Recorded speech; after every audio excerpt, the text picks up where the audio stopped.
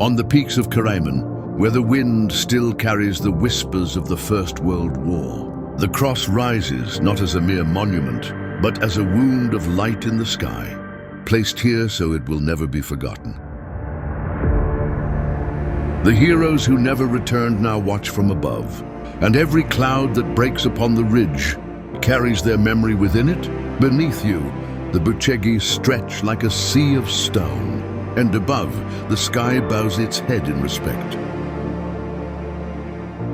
To climb here is not just a hike, it is a journey through time. One step on the trail of the present, and one step on the path of eternity.